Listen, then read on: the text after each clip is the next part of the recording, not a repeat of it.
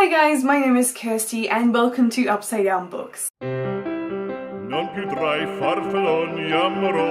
I'm bringing you my September wrap up and we can have a little quick discussion about all the books that I got through in the month of September. I am mildly pleased with how my reading went in September. I read a total of 7 books, which is pretty good, but with the size of my TBR I'd really like to be reading a few more books whilst I've got a bit of time on my hands, but whatever, I'm reading as fast as I can. I've been reading some big and some good books, so let's get straight into it. The first book I read was actually me trying to finish off a book that I've been reading slowly throughout the entire year, and that was Rosebud by A.G. Howard. A.G. Howard is one of my favourite authors. She writes some wonderful retellings, so this is a Phantom of the Opera retelling, but one of my favourite series of all time is the Splinter trilogy, which is an Alice in Wonderland retelling that she's done. Now I rated this one a 4 out of 5 stars. It was good. It was a little slow to get going at the beginning, but at the end of the day I thought it was actually a very clever and enjoyable retelling of Phantom. Phantom is a musical that I absolutely adore. I've seen it twice on Broadway now and it was absolutely, it blows your socks away. If you ever get a chance to see it and you haven't seen it yet, get yourself a ticket. It's so worth seeing.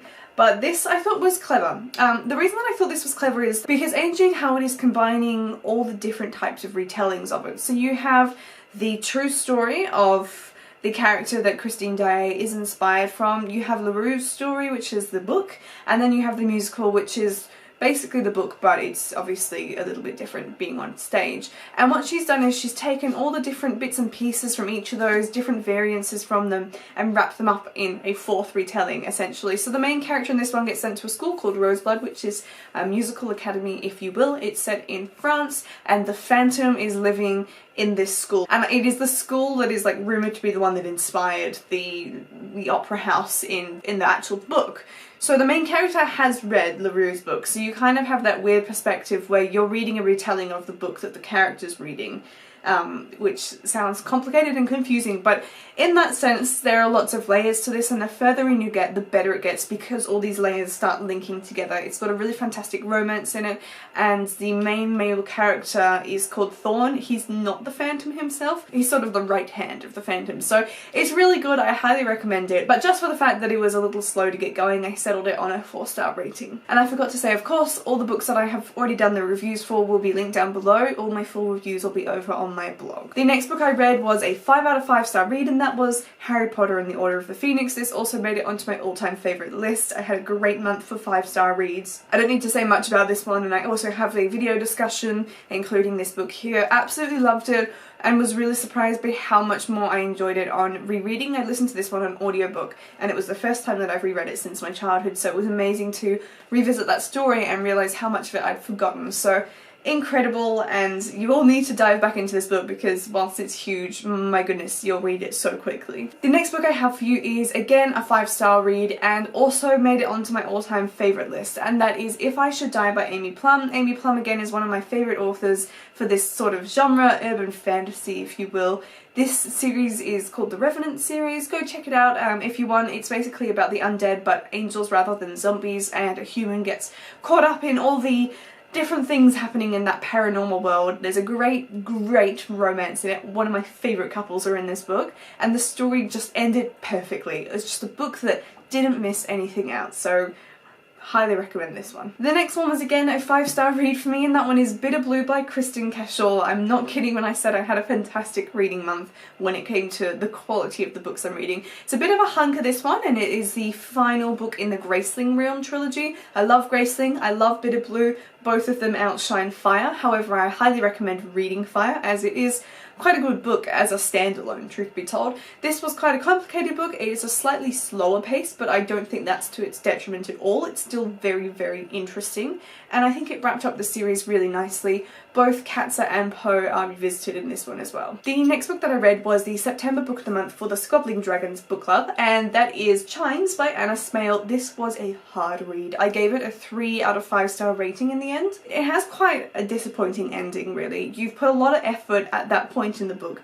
to understanding what on earth is going on. The author has substituted all sorts of words like slowly, suddenly, things like that she can with musical terms. It was so much effort to get to that point of understanding what's happening in the book, and it just sort of ends in a bit of a fizzle. So that for me is where I chipped it down to a 3-star rating, but this also has one of my favourite, literally favourite, my third favourite of all time LGBT romances in it. Oh, I won't tell you who they are until you read it if you want to read it. If you want to know more about it, head over to my review and you can get all the juicy details there. This is set in a world that's sort of a post-apocalyptic setting, and there's this weapon or instrument called the Chimes, and when the chimes sounds every day, people lose their memories. So there's this saying that follows the characters through this book, which goes, keep your memories close, and people literally have like sacks or bags where they've kept memories, so they can sort of infuse particularly poignant memories, so like someone's death or a birth or something big happening like that, into an object like a broken shard of china, random things like that, and hold on to them. And the main character in this one has the ability to touch those objects and revisit those memories. So there's a lot of interesting things going on for this book. It was longlisted on the Man Booker Prize a couple of years ago, but I just think it's just missing a few elements to be the perfect book that it really could be. The next book I read was an ARC, which came out in 2015, so well done for being 2 years late on that one. But that's The Watchmaker of Filigree Street by Natasha Pulley. This book was fantastic. I ended up giving it a 5 out of 5-star rating. It fits in the sort of historical fiction but fantasy bracket. It's a very, very interesting story. It follows this guy called Nathaniel, which is a nickname for Nathaniel, but he doesn't like Nat, and he meets this watchmaker called Maury. So there's a whole series of events that brings them together. Nathaniel is British and Maury is Japanese. They're both living in London. So Maury is incredibly talented when it comes to clockwork and watchmaking, and he's made this golden pocket watch that ends up being in Nathaniel's hands, and that watch ends up setting off an alarm that saves him from a bomb that goes off in a pub. So this is all set around this time. It's like sort of like an overarching mystery. There's this Irish radical nationalist group going around setting off bombs in public places and other targets. Because Nathaniel has this watch that was clearly set to a timer for when the bomb would go off, he's very suspicious of either the watchmaker or the person who gave it to him, and he doesn't know if those are two different people or the same people. So that's where Maury comes under suspicion. They don't know if he's been involved with the bombings, etc, etc. It's quite a complicated plotline, because that seems like a good enough plotline itself, but there's actually a couple more layers to it. So there are some paranormal elements to it, and a romance that goes very wrong, and a romance that goes very right. There is an LGBT story in this one that comes through super subtly and is absolutely gorgeous. I just can't recommend this book enough. It's definitely one I think that is best going into without knowing as much about it, and if it makes any difference to you, there is a mechanical octopus in it called Katsu, who is the best little sidekick character you will ever read about. Okay, so that was actually the last book. I just realised that the 7th book I was going to talk about is one that I finished in October, so dang it was only 6 books in September, but hey ho, what can you do?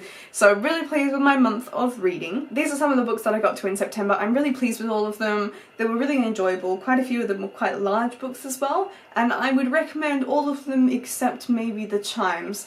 But other than that, I will see you in my next video. Goodbye.